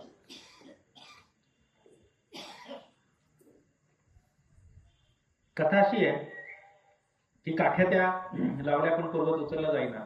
श्रीकृष्णाने करंगळीने तो पर्वत उतरून धरला गोवर्धन आणि सगळ्या पावसापासून सगळ्यांचं संरक्षण झालं. हा श्रीकृष्ण पंढरपूरला आला आणि विठोबा होऊन कटेवर कर ठेवून उभा राहिला. ही एक कथा. दुसरी कथा पुंडलिकासाठी परब्रह्म आले. पुंडलिक नावाचा एक भक्त पंढरपुरात राहत होता. त्याची कथा सगळ्यांना माहिती आहे, पण त्याचं सार असं आहे की आई वडिलांची सेवा करत होता. देव आला आणि आता साहजिक आहे, देव आला प्रकट झालं तर त्याचं येऊन लगबगीने दर्शन घ्यायला पाहिजे. पुंडलिक म्हणाला नाही, मला वेळ नाही, माझ्या आई वडिलांची सेवा करतोय, तोपर्यंत तू थांब. मी काय करू? म्हटलं थांब. वीट टाकली, शेकायला वीट पूर्वी असायची ना, वीट टाकली, तू राहा उभा. इथे उभं राहा. उभा राहून राहून बघतोय तर हा आई वडिलांची सेवा. नंतर देव प्रसन्न झाला. म्हटला गड्या मी प्रसन्न झालोय, काय हवं ते माग. काय नको देवा, हे आई वडील हेच माझे देव आहेत, तुझ्याकडनं काय मागायचं मला. बरं जरी देणारच असला तर एक काम कर, तू तर इथंच राहा उभा, आता जाऊ नकोस, आलाय. आणि जे तुझ्या दर्शनाला येतील पंढरपुरामध्ये त्याच्या आधी वर दे की जे आई वडिलांची सेवा करतील त्यांना तू प्रसन्न होशील. देव तथास्तु म्हणाला आणि वर देऊन टाकला. पुंडलिक वरदे हरी विठ्ठल श्री ज्ञानदेव तुकाराम पुढं संतांची नावं जोडलेली. जो आपल्या आई वडिलांची सेवा करेल त्याला मी प्रसन्न होईल असं दिलेलं वचन आहे. पंढरीचा वास चंद्रभागे स्नान आणि दर्शन विठोबाचे अभंग आहे. पंढरपूरला जायचं पहिलं पुंडलिकाचं दर्शन आहे, पहिला त्याचा गजर करायचा. गजर का करायचा? तो आई वडिलांची सेवा करत होता. आई वडिलांशिवाय दुसरं दैवत नाही. तीर्थी धोंडा पाणी देव रपकडा सज्जनी असं तुकोबा म्हटलेत. आणि त्याचबरोबर माय बापे केवळ काशी तेने नव जावे तीर्थाशी. काशी तुमच्या आई वडिलांमध्येच आहे, सगळी तीर्थ तुमच्या आई वडिलांच्या पायाशी आहे. तुम्ही नाही गेला कुठल्याही तीर्थाला तरी चालण्यासारखे, आई वडीलच हे तुमचे. हा विचार आहे, हा संतांनी दिलेला, या महाराष्ट्राला, या देशाला, या समाजाला दिलेला विचार आहे. आई वडीलच हे आपले दैवत आहेत. पुढे जाऊन तुकडोजी महाराजांनी असं म्हटलंय, ग्रामगीता लिहिली की जीवभावानं जेव्हा मी पाहिलं माझं गावचं मंदिर शोभलं. ग्रामगीता किती सुंदर आहे बघा. आपल्या ग्रामपंचायतीत असेल, त्याच्यावर एकदा बोलायला कोणाला तरी बोलवा तुम्ही पुढच्या व्याख्यानाला. जीवभावानं जेव्हा मी पाहिलं माझं गावच मंदिर आहे माझं. माझी मुलं हीच भक्त पुंडलिक आहेत. विठ्ठल रखुमाई घरीदारी पुंडलिक हे मुले गोजिरी त्यांना सेवेचं फुलं मी वाहीनं माझं गावाचं मंदिर शोधलं, असं त्यांचा अभंग आहे. खंजेरी भजनं फार सुंदर म्हणायचे ते, आणि त्या खंजेरी भजनावर ही सगळी गीतं म्हणायचे. देव कुठे आहे तर हा देव तुमच्या आई वडिलांमध्ये, तुमच्या कुटुंबामध्ये, तुमच्या मुलाबाळांमध्ये आहे, हे सांगण्याचं काम सगळ्या संतांनी केलं. आणि म्हणून पंढरपूरचा विठोबा, त्याचे वारकरी हे शहाणे, समंजस, विचारी. हे का? याचं कारण हे आहे, कुठलाही चमत्कार नाही की 3 पानाचं बिल बदल मध लावा पिंडीला चिकटवण तुम्ही जाऊन परीक्षा पास व्हा, असं सांगितलं नाही कुठल्या संतांनी. कष्ट करा, तुम्ही जिथं कष्ट कराल तिथं मी उभा आहे, तुम्हाला मदत. चोखा मेळा संगे ढोरे ओढी, जनाबाईला दळू लागे. एवढंच नाही तर माझ्या जनीला नाही कोणीच नाही, आई नाही, वडील नाही, अनाथ मुलगी, लग्न नाही, एकल महिला आहे, झोपडी बांधून राहते. मग तिला कोण आहे? तिला काय भावना नाही, तिला काय सासू सून आई वडील अशी नाती नाही. माझ्या जनीला नाही कोणी म्हणून देव घाली पाणी, देव तिला नाऊ घालतोय, असे अभंग जनाबाईचे. एक किशोरी आमोणकरांनी गायलेला अभंग आहे की पाय भिजून नेदी हात माथा घागरी वाहत. बाळणपणाला मुलगी आली की आई तिची एवढी काळजी घेते, तिच्या खाण्यापिण्याची, सगळ्याची. इव्हन तिला गार पाण्यात हात घालू देत नाही, का तर तिला सर्दी होईल, मुलाला सर्दी होईल, खोकला होईल, म्हणून तिला गरम पाणी आणि काय मावश्या आया करत असतात. तर हे जनाबाईसाठी कोण करणार? हे जनाबाईसाठी स्वतः देव करतोय, असं जनाबाईंनी लिहिलेलं आहे. याच्यातला अर्थ असा आहे. आता दुसरी गोष्ट मुक्ताबाईंची. धाकुटी मुक्ताबाई जैसी सनकांडी केले देशोधडी संत, असं म्हटलंय. जनाबाईंनी जे कार्य तसंच मुक्ताबाईंनी केलंय. अजूनही तुम्ही आळंदीला गेला, मुक्ताबाईंचं मंदिर जसं जनाबाई नामदेवांच्या पाठीशी, तशी बहीण धाकटी आहे, सगळ्यात धाकटी आहे. आई वडिलांनी देहांत प्रायश्चित्त घेतल्यानंतर त्या मुक्ताबाईचं मंदिर ज्ञानदेवांच्या समाधीच्या पाठीशी आहे. काय आहे तर ज्ञानदेवांना खूप त्रास दिला लोकांनी. संन्याशाची मुलं, त्यांना वेदाचा अधिकार नाही, मुंजीचा अधिकार नाही, त्यांना भिक्षाही मिळू द्यायचे नाहीत. एक जण तर त्यांच्या मागे जायचा आणि भिक्षा मागायला लागला की यांना भिक्षा देऊ नका असं सांगायचं. एकदा ज्ञानदेवांना मांड खाण्याची इच्छा झाली, तर ते मांड मग ते भाजायचं कशावर? संन्याशाची मुलं, कोण काय देणार? तर ते खापर मांड्या, आपल्याकडे जळगाव खानदेशात मांड आहे बघा, मांड पोळ्या, आपल्याकडच्या पुरणपोळ्या तसं ते मटक्यावर मांड करतात त्या बायका. आपला सप्ताह आळंदीत जो झाला, आमरस आणि पुरणपोळीचं त्या मांड्याचे हे देतात. ते मांड खाण्याची ज्ञानदेवांना इच्छा झाली, तर ते खापर सुद्धा मिळू दिलं नाही. त्यांचं नाव विसोबा खिचर, जे नामदेवांचे नंतर गुरु झाले. पिंडीवर पाय ठेवून झोपले होते वगैरे औंढ्या नागनाथाला. अशी एकमेकांमध्ये ती गुंतागुंत आहे. तर ती मुक्ताबाई म्हणजे त्या संत मुक्ताबाई सगळ्यात ह्या भावंडांमध्ये छोटी. तिला काय अधिकार? छोटी सांभाळण्यातच हे 3 भावंड तिला सांभाळायची. ज्याने 14,000 वर्ष तपश्चर्या केली त्या चांगदेवाला मुक्ताबाईंनी उपदेश केलाय. तेच जाऊ द्या. ज्ञानदेव जो ज्ञानाचा देव आहे, मरोनिया जावे बा तुझ्या पोटी यावे, ज्ञानाचा सागर म्हणजे समुद्र, सखा माझा ज्ञानेश्वर असं जनाबाईंनी म्हटलंय. हा ज्ञानाचा सागर, त्याला निराशेच्या गर्दीतून, नैराश्यातून कुठल्याही माणसाला नैराश्य येतच. अशी आयुष्यातली कुठली ना कुठली स्टेज असतेच. आपल्याकडे आत्महत्येचे तर खूप बातम्या असतात. तसं ज्ञानदेवांना नैराश्य आलं, राग आला, संताप आला आळंदीकरांवर, जे त्यांना भिक्षा सुद्धा मिळू देत नाही. आणि आपल्या कोपीचं दार, ताटीचं दार लावून आतमध्ये बसले. बघा, आपल्याकडे एखाद्या माणसाने दार लावून आतमध्ये बसलं तर पोलिसच बोलायला लागतं. तर तसंच काहीतरी झालं असेल. माणूसच होते, संत झाले, नंतर देवत्व प्राप्त झालं. पण निराशा, की काही उपयोग नाही, या लोकांना किती सांगा, काही शिकवा, यांच्याने काही होत नाही, हे काही सुधरत नाही, अशा आशयाची निराशा त्यांना आली. तेव्हा मुक्ताबाईंनी ताटीच्या बाहेर उभं राहून त्यांना 4 युक्तीच्या 4 बोधाच्या गोष्टी सांगितल्यात. आताच्या भाषेत काउन्सिलिंग केलंय त्यांची. चिंता क्रोध मागे सारा, ताटी उघडा ज्ञानेश्वरा. चणे खावे लोखंडाचे, मग ब्रह्मपदी नाचे. म्हणजे तुम्ही संत कधी व्हाल तर लोकांना तुम्ही माफ कराल, तेव्हा तुम्ही संत व्हाल. लोखंडाचे चणे खाल तेव्हा संत पदाला जाल. तुमचा क्रोध आटोक्यात आणाल तेव्हा संत पदाला जाल. तुम्ही स्वतःला संत म्हणायचं आणि तुम्ही असं वागायचं, हे बरोबर नाही. असे ताटीचे अभंग वाचून बघा, भांडणार आहेत, भारी आहे, समजतात आपल्याला. संत कसा असावा, संतत्वाची पहिली व्याख्या मुक्ताबाईंनी करून टाकली. धाकटी मुक्ताबाई काय कुठे शिकल्या काय माहित नाही.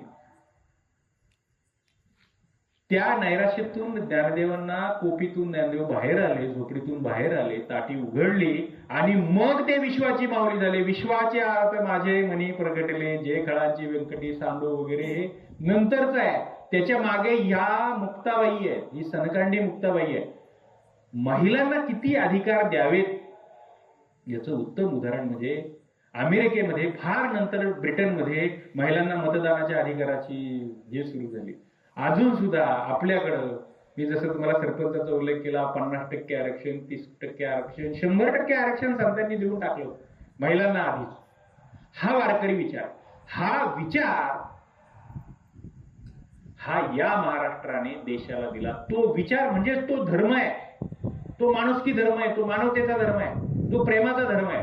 तो धर्म सगळ्या जगात, सगळ्या देशात सांगत फिरले ते नामदेव आहे. आणि प्रत्येक चळवळीला, संस्थेला, जसं आता यांनी हे दिंडी गावोगावची एक विशेषांक केलाय, एक विचारांचा बेस आहे.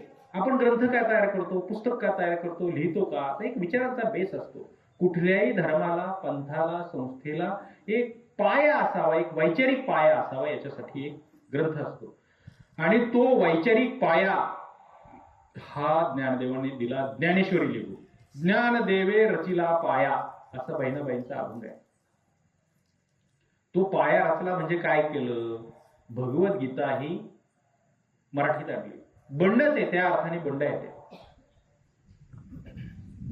मग त्या काळामध्ये लिहायचा अधिकारच नाही, ज्ञान देण्याचा अधिकारच नाही, संस्कृत शिवाय दुसरी भाषा नाही, प्रादेशिक भाषा किंवा आपल्या ज्या बोली भाषा आहेत त्याच्यात लिहायचं नाही, ज्ञानदान करायचं नाही, नाही तर पाप, असं जेव्हा धर्माचे नियम होते त्या काळामध्ये ज्ञानदेवांनी ज्ञानेश्वरी, भगवद्गीता ही ज्ञानेश्वरीच्या रूपाने लोकांमध्ये पोहोचवली. भगवद्गीतेत काय सांगितलंय, भगवद्गीतेत स्त्री शूद्रांना अधिकार दिलाय. शूद्र म्हणजे काय, सगळा समाज, आताचा तुम्ही ओबीसी म्हणा, ओपन म्हणा, हा सगळा समाज, त्यांना अधिकार द्या. आणि त्यांना अधिकार आहे, तो त्यांना अधिकार काय, कसल्या, त्याला पुरावा काय अधिकार असायचा. जर वेद तुम्हाला अधिकारच देत नाहीये, नव्हते म्हणजे त्या, मी 13व्या शतकातलं बोल, तर मग अधिकार काय, तर बघा, वेद हे झोपलेल्या श्री विष्णूच्या, भगवान शेषशाही भगवानाच्या उच्छवासातून निर्माण झाले असं म्हणतात.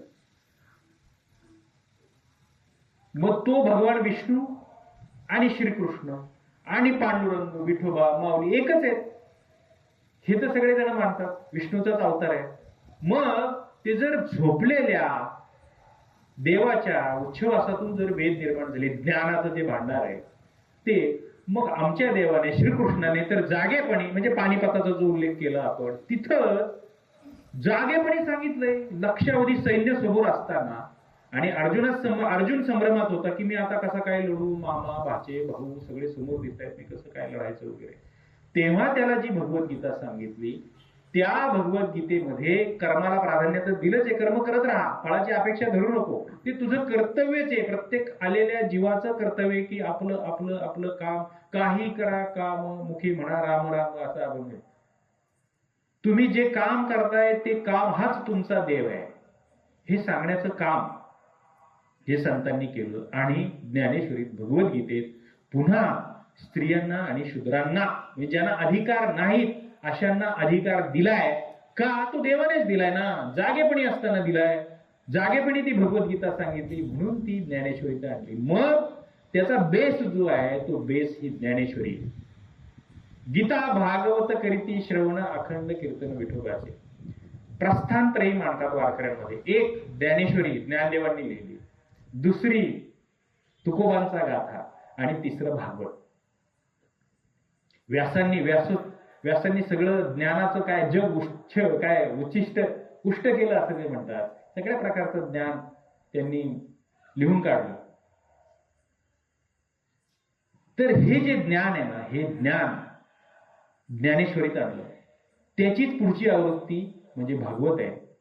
आणि तेच ज्याला पंचमवेद म्हणतात वारकरी, ती गाथा ही तुकोबांची. वेदांचाच अर्थ आम्हासीच ठावा, एरांनी वहावा भारनाथा असं म्हटलंय. आम्हाला त्यातलं कळतं, आम्हाला ते समजतं, त्याच्यामध्ये काय विचार आहे हे आम्हाला माहिती आहे. आणि तो आम्हाला कोणी सांगितलाय? विटेवर उभा असलेल्या विठ्ठलाने सांगितलेला आहे.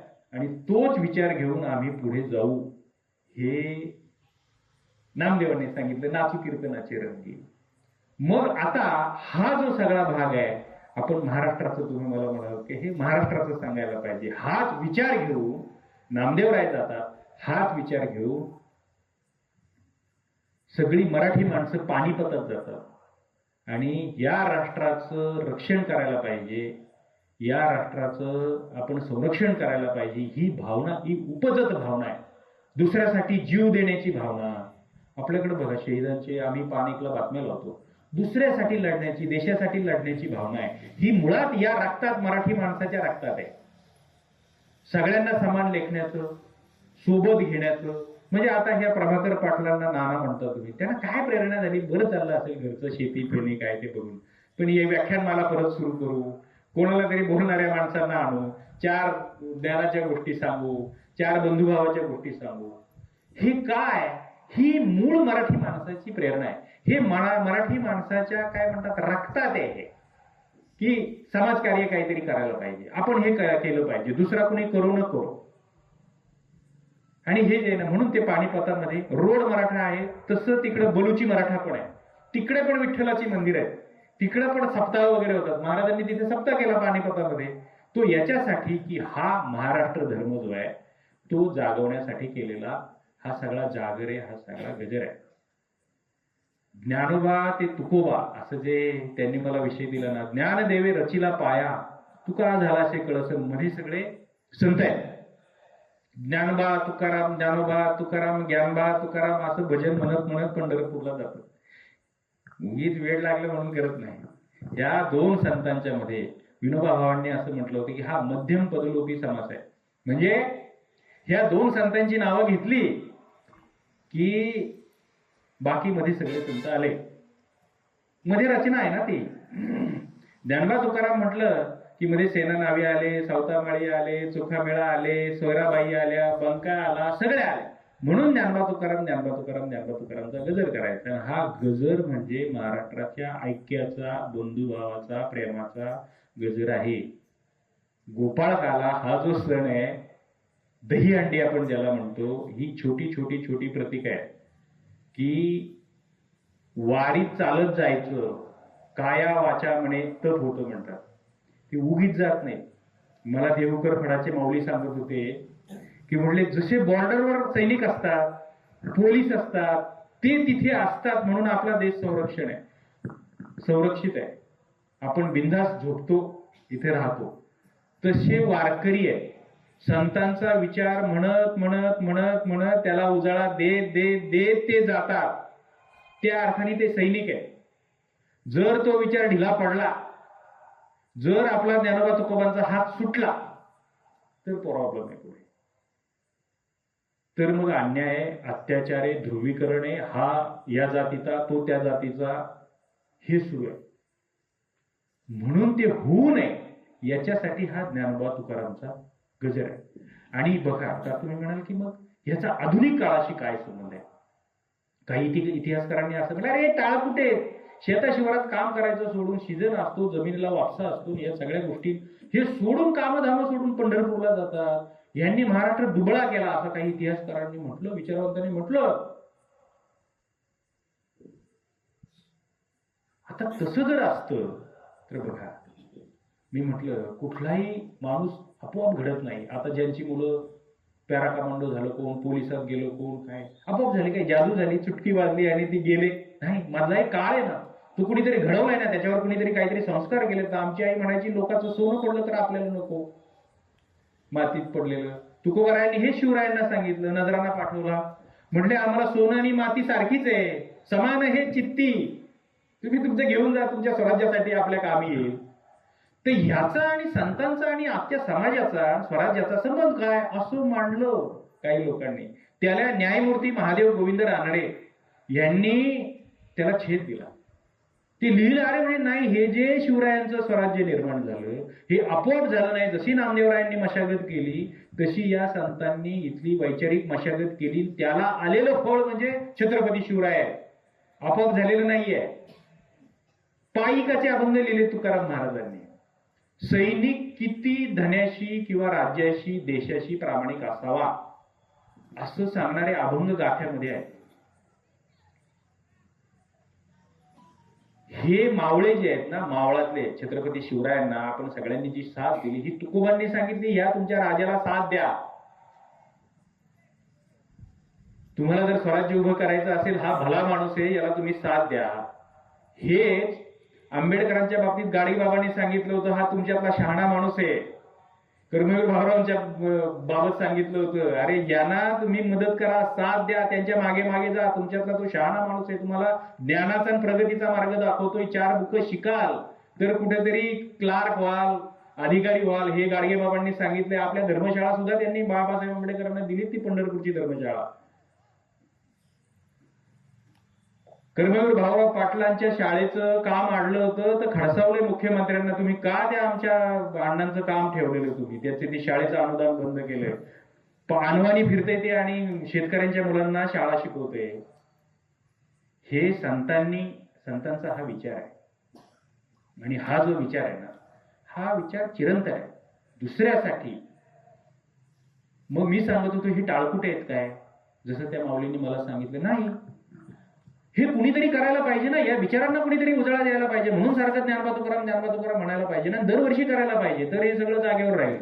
न्यायमूर्ती महादेव गोविंद रानडे असे म्हटले, न्यायदानात आता मगाशी तिथं असताना विचार झाला की न्यायाधीश सुद्धा आता समजा त्या याच्यातून सुटत नाहीये, त्या भ्रष्टाचाराच्या आरोपातून. तो केवढी गंभीर गोष्ट आहे की ज्याच्याकडे न्याय मागायचा त्याच माणसाने जर असं करावं. तर तुकोबांनी आपल्याला नैतिकता शिकवली. मी म्हटलं ना, हे आमच्या आया बाया मावश्या बसल्यात, यांना हे जीवनातून जगण्यातून आलेलं तत्वज्ञान आहे. कोणाचं सोनं पडलेलं असलं तर आपल्याला नको. हे जे माझ्या आयुष्यात मी कधीच भ्रष्टाचार करणार नाही, मला आईने शिकवलंय, तिला कोणी सांगितलंय, तुकोबाने सांगितलंय. हा जो भाग आहे हा आपल्यावर संस्कारांचा भाग आहे. न्यायमूर्ती महादेव गोविंद रानडे. क्लिष्ट जर खटला असेल ना, तुम्ही कोर्टात असलेली बरीच मंडळी आहेत, ते न्यायाधीशांना अभ्यास करायला लागतो, साक्षी पुरावे तपासावे लागतात. एखादी केस एवढी गुंतागुंतीची असते, समोर साक्षी पुरावे असतात, पण न्यायदेवता आंधळी असते वगैरे आपण म्हणतो. गरीबावर अन्याय होऊ नये हा न्यायाधीशांचा प्रयत्न असतो. न्यायमूर्ती महादेव गोविंद न्यायमूर्ती रानडेंचा पुतळा हायकोर्टाच्या बाजूला आहे. तुम्ही मुंबईला जे मंडळी जात असतील कोर्टाच्या कामासाठी, हे तुकोबांचे भक्त फावल्या वेळामध्ये तुकोबांचे अभंग म्हणायचे घरी. आणि एकदा ते आणि रमाबाई सकाळी चालायला चालले होते. ते एक मोठ्या 2 इंगळ्या रस्त्याने चालला, त्यांचा न्यायमूर्तींचा पाय त्याच्यावर पडणार, तर ते गेले तसेच. ते काय आपलं काहीतरी अभंग गात गात फुटफुटत म्हणत होते. तर रमाबाई म्हटले, अहो ते आता इंगळ्या तुम्हाला दसल्या असत्या.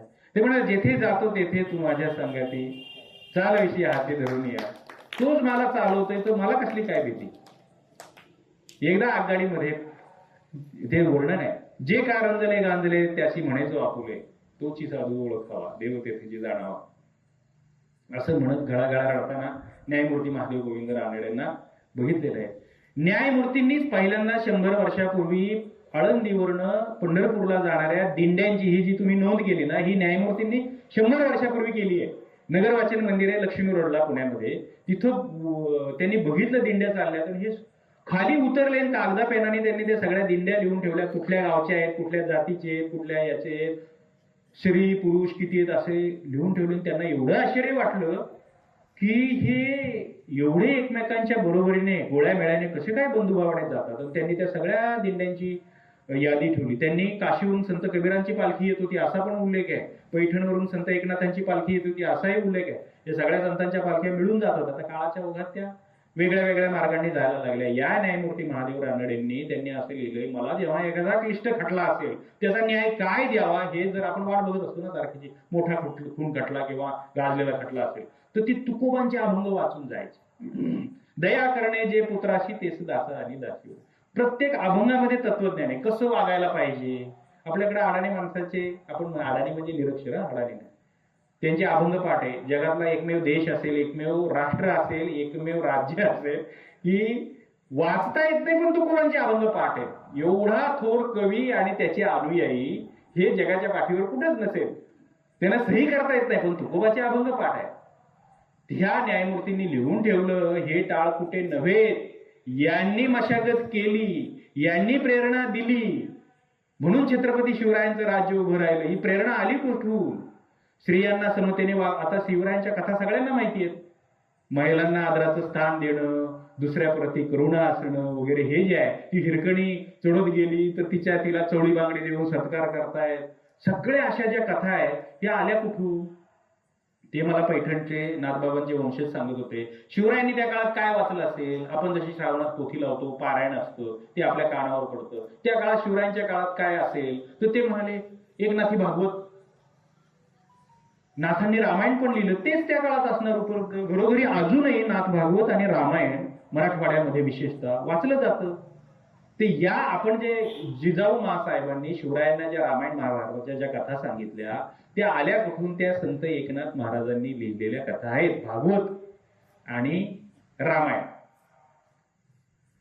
तर हे जे संतांचे संस्कार आहेत, सांगायचा मुद्दा असा की न्यायमूर्ती महादेव गोविंद रानडेंनी त्यांनी मराठ्यांचा इतिहास लिहिला आणि या स्वराज्याला, या महाराष्ट्राला वारकऱ्यांनी तारलंय, संतांच्या विचारांनी तारलंय आणि त्यांच्या विचारांवरच हा महाराष्ट्र आतापर्यंत इथपर्यंत वाटचाल करतो आहे हे सांगितलंय. संयुक्त महाराष्ट्राची चळवळ 65 वर्ष झाली.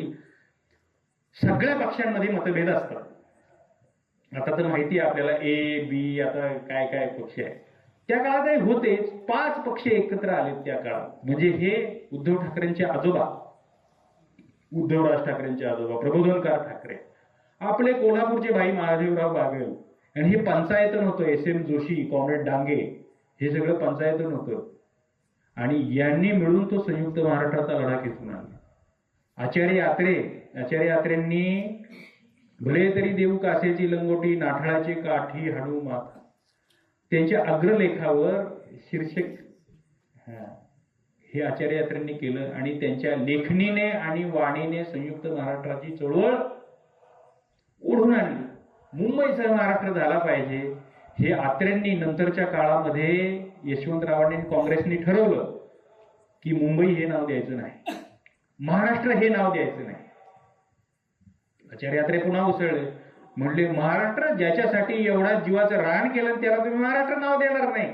म्हणजे SMला म्हणणे अण्णा तुम्हाला पण मी सोडणार नाही. आता ते महाराष्ट्र नाव दिल्याशी आचार्य यात्रेंची देण आहे जे महाराष्ट्र, मुंबईसह महाराष्ट्राचं नाव आहे. ते मराठा नावाचा पेपर काढला, लोकांनी टोप्या गोळा केल्या, शिवाजी पार्कावर टोप्यामध्ये पैसा जमा केला, सेनापती बापटांनी आवाहन केलं आणि मग तो मराठा नावाचा पेपर काढला.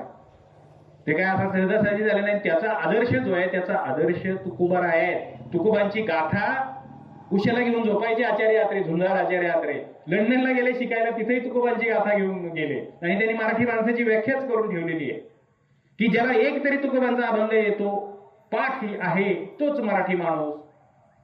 एवढी मराठी माणसाची व्याख्या यांनी केली. आणि पुरं ते आत्रेच होते, बोलायचे गर्जना जे त्यांची असायची, लेखणी वाणी जी होती. ज्याच्या घरी नाही तुकोबाचा गाथा त्याच्या श्री नाथा हाणाचार, असं त्यांनी म्हटलेलं. म्हणजे तुकोबा का, माऊली का, तर त्यांनी म्हटले इंद्रायणीच्या गाठी हा महाराष्ट्र बंडखोर आहे. कुठल्याही सत्तेने तुम्हाला जर लादायचा प्रयत्न केला, अन्याय अत्याचार केला तर मराठी माणूस पेटून उठतो. त्याचं डोकं गरम आहे, त्याच्या डोक्यात बंडाचं, त्याच्या रक्तात आहे बंड करण्याचं. इथल्या वाऱ्यात बंड आहे, इथल्या पाण्यात बंड आहे, इथल्या हवेत बंड आहे. इथल्या म्हणजे 400 वर्षांपूर्वी एका देहूच्या वाण्याने बंडाची पताका फडकवली. त्याच्याही आधी 13व्या शतकात एका मुलाने 16 वर्षाच्या बंडाची पताका फडकवली. मराठी भाषेत लोकांना ज्ञानाची गंगा, ज्ञानाची कवाडं उघड करून दिली. ते म्हटले, आचार्य अत्रे असं म्हणतात, अशी ही बंडखोर मराठी माणसं आहेत. अन्याय अत्याचाराच्या विरोधात बंड करून उभे राहतात. काही काळ ऐकून घेतील पण सोडत नाही. मग त्यांनी असं म्हटलंय की त्यांचा जे नेतेपण आहे ते हे ज्ञानोबा तुकोबांनी त्यांचं लिडरशिप केलेली आहे. आणि त्यांना आशीर्वाद कोण देतोय त्यांच्या या बंडाला, तर पंढरीचा विठोबा कमरेवर हात ठेवलेला तो त्यांना आशीर्वाद देतोय. जेजुरीचा खंडोबा देतोय, वाडी रत्नागिरीचा ज्योतिबा त्यांना आशीर्वाद देतोय, रेणुका माता देते. हे सगळे देव या मराठी माणसाच्या बंडाशी आणि त्याच्या विचारांच्या पाठीशी उभे आहेत. म्हणून या संतांनी या महाराष्ट्राला दिलं काय, तर हा आत्ताचा जो एकसंध महाराष्ट्र आहे ही केवळ आणि केवळ संतांची देण आहे. आपण जे बोलतो, आपण जे एकमेकाशी वागतो, हे जे आहे ती संतांची देण आहे. त्यांनी आपल्याला शिकवलं, त्यांनी आपल्याला घडवलं. जसं आपण आपल्या आईची भाषा बोलतो, तर ही आपल्या आईला कुणी शिकवलं, जनाबाईने शिकवलं, आपल्या वडिलांना कुणी शिकवलं, तुकोबांनी शिकवलं. हा एवढा मोठा प्रभाव जो आहे. आणि मग छत्रपती शिवरायांचं राज्य, ते आताची राज्यघटना, आताच्या राज्यघटनेवर बाबासाहेब जेव्हा देशोदेशीच्या घटनांचा अभ्यास करत होते की आपल्यासाठी एक चांगली राज्यघटना पाहिजे, इकडचं चांगलं, तिकडचं चांगलं, तिकडचं चांगलं, तिकडचं चांगलं, असं घेऊन राज्यघटना केली. कोणी म्हटलं समता आणि बंधुता ही मूल्य कुठून आली, हा विचार राज्यघटनेत कुठून आला, तर हा फ्रेंच राज्यक्रांतीतून आला असं सांगतात. दीपू चित्रे नावाचे तुकोबांचे अभ्यासक आहे, ज्यांनी इंग्रजी भाषेत तुकोबांचे अभंग नेले, त्यांनी असं म्हटलंय की फ्रेंच राज्यक्रांतीतून आलाय असेल, पण त्याच्याही आधी हा समता, बंधुभावाचा आणि प्रेमाचा जो विचार आहे तो वारकरी संतांकडून आलाय. तो बाबासाहेबांनी घेतलाय, तिथून घेतलाय, कारण त्यांना ते जेवढे जवळ आहे. कबीरपंथी होते, भजनं म्हणायचे कबीरांचे, त्यांच्या घरी लहानपणी दोहे म्हणायचे. चोखोबा वगैरे, द अनटचेबल्स नावाचा जो ग्रंथ आहे तो चोखामेळ्यानं अर्पण केलाय. ज्ञानेश्वरी आणि तुकोबांची गाथा हे त्याला नतमस्तक व्हायचे बाबासाहेब. हा जो बंधुभावाचा आता जे घटनेने जे अधिकार दिले, तो विचार जो आलाय ना, चित्रे म्हणताय, तो विचार महिलांना समता स्वातंत्र्य देणं जे असो, अधिकार देणं असो, हा विचार इथून आलेला आहे. राजाराम शास्त्री भागवत नावाचे, आपणाला वेदोक्त प्रकरण वगैरे ते माहिती आहे शाहू महाराजांचे, आपण सगळे शाहू महाराजांच्या भूमीतले. त्यांनी वाचले तुकोबांचे अभंग, जे का रंजले गांजले, दया करणे जे पुत्राशी ते सुदासा आणि दाशी. त्यांना केवढे ते अभंग भावले. राजाराम शास्त्रींनी सांगितलं की हे काय मंत्र म्हणताय ते तुम्हाला कळतंय का. त्या राजाराम शास्त्री भागवतांनी सांगितलं, आम्हाला वेद उपनिषदांची गरज नाही, आम्हाला कुठल्या तीर्थस्थानांची गरज नाही.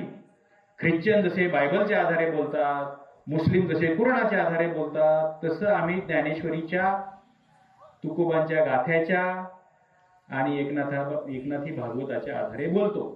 ते आमचं सगळे विचार जे आहेत ते तिथून आले. देहू, आळंदी, पंढरपूर ही आमची त्रिस्थळी यात्रा आहे, याच्याशिवाय आम्हाला दुसऱ्या यात्रेची गरज नाही. हा मोठा प्रभाव शाहू महाराजांवर होता.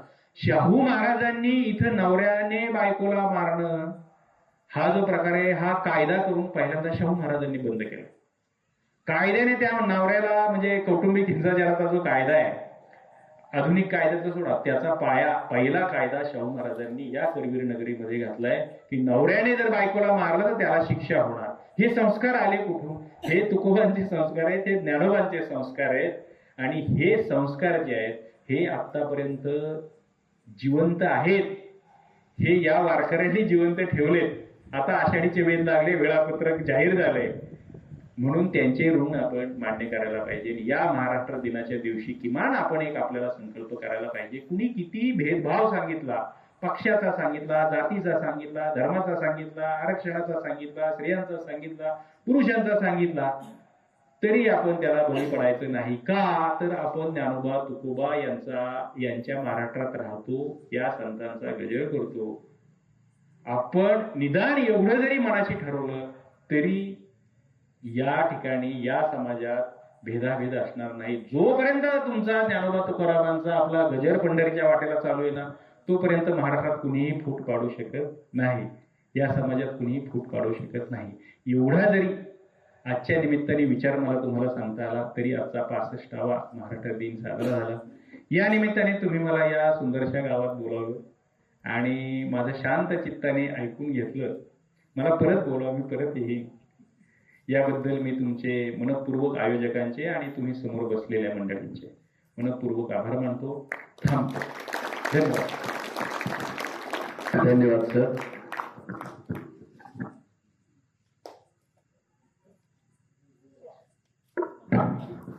सर यानंतर आभार स्वतः तुकाराम दादा मानतील. मी त्याला विनंती करतो व्यासपीठावर जाऊन आपण सर महाराष्ट्राची 65 आज आपण साजरी केली. महाराष्ट्राची 75 सुद्धा इथे कोविडतून साजरी करूया सर आपण. धन्यवाद.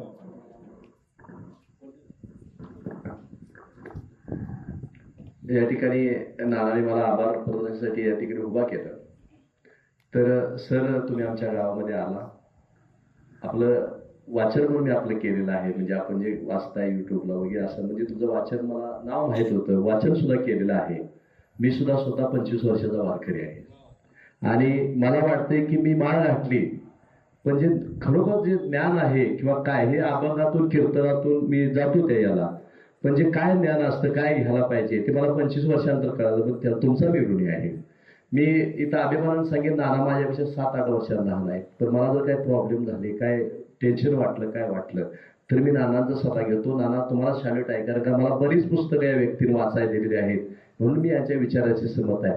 आज नानांच्या विचारांचे 15 ते 20 तरुण गावात आहेत, मला पण माहिती आहे ते. आणि तरुणांनो तुम्ही आता हे हातात घ्यायला पाहिजे, कारण का हा भरकटलेला समाज आहे, हा जर सुधारायचा झाला असेल तर सरांनी जो सांगितला वारसा तोच वारसा असा ह्या तरुणाने घ्यावा. मला माहिती आहे चेहरे तुम्हाला पण माहिती आहे, मी तुम्हाला ओळखतोय, आणि त्या तरुणांच काम आहे की आणि ह्या नानाला आपण सपोर्ट करूया, पाठिंबा देऊया. असंच तुम्ही सुद्धा विचार करावा आणि अशा पद्धतीची विविध व्याख्यानं या गावामध्ये आयोजित करावी. ती दररोज सतत करण्याची काही गरज नाही आहे. महिन्यात 2 महिन्यात तर एखादं व्याख्यान केलं तरी आपलं मेंदू चांगला राहील असं मला वाटतंय. मी योगेश सरांचं कायम लेख वाचतो, सगळेच तुम्ही वाचताय, छान वाटतं की आपले ते योगेश सर सुद्धा असं लिहू शकतात. मला ते बोलता येत नाही, माझ्या बुद्धीत मनात सगळं आहे पण मला बोलता येत नाही ते. तर असं सर आपल्या गावामध्ये सुद्धा प्रतिभावंत आहेत हे तरुण, मला खूप अभिमान आहे त्यांचा. आणि या तरुणांनी सुद्धा आपल्या गावासाठी काहीतरी करावं अशी मला विनंती वाटते. तुम्ही सर या ठिकाणी आलात. मी पलीकडल्या माऊलींचं एक उदाहरण सांगतो. माझी त्यांची ओळख कशी झाली बघा. माझी ओळख नव्हती. 15 ते 20 दिवसापूर्वी मी फौजींच्या हॉटेलमध्ये गेलेलो होतो. तुमच्या हॉटेलमध्ये गेलो आणि मी जस्ट चहा प्यायलेलो होतो घरी, म्हणजे चहा प्यायची इच्छा नव्हती, तरी पण मला 4 वाजता वाटलं की जरा भुका लागलेत मला, आणि मी त्यांच्यात जाऊन एक वडा घेतला आणि 20 रुपये दिले आणि त्या तुमच्या हॉटेलवाल्यांना म्हटलं मला थोडासा चहा पाहिजे आहे. आणि मग तो थोडासा चहा घेतला आणि तिथं सर बसलेले होते आणि ते मला म्हटले तुमच्याकडे पैसे सुट्टे नाहीत किंवा नाहीत का, मी पैसे देतो, फुल चहा घ्या सर म्हटले. आणि हे फक्त एक वारकरीच करू शकतो, दुसरा कोणी नाही. मला अभिमान आहे माऊली तुमचा, आणि म्हणून मी तर आल्यानंतर त्याला भेटलो. आणि हा काही जास्त नाही, 15-20 दिवसाचा माऊली किस्सा आहे हा.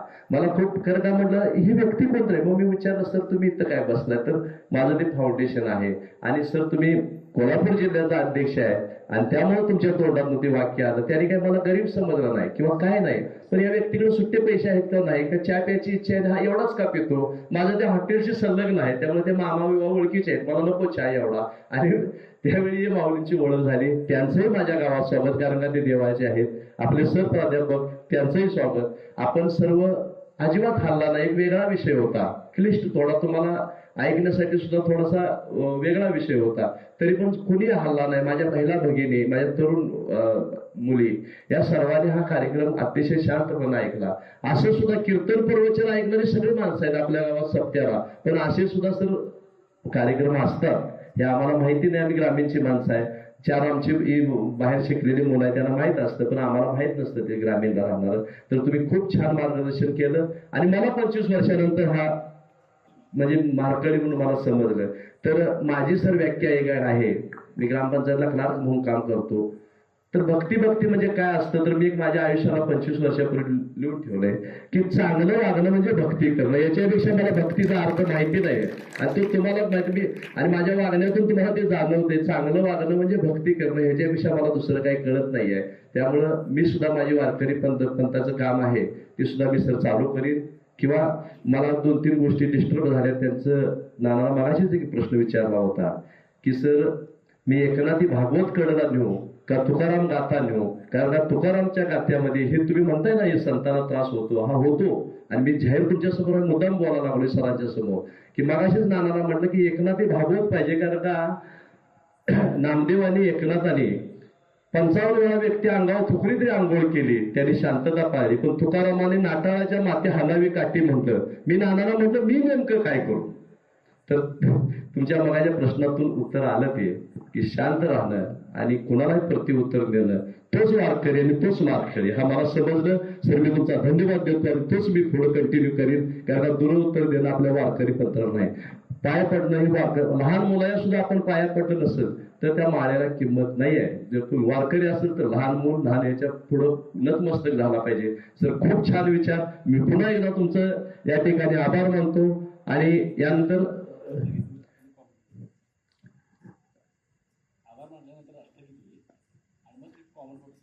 यानंतर राष्ट्रगीत होईल. मी या सर्वांचा आभार मानतो आणि हा कार्यक्रम संपला असं जाहीर करतो.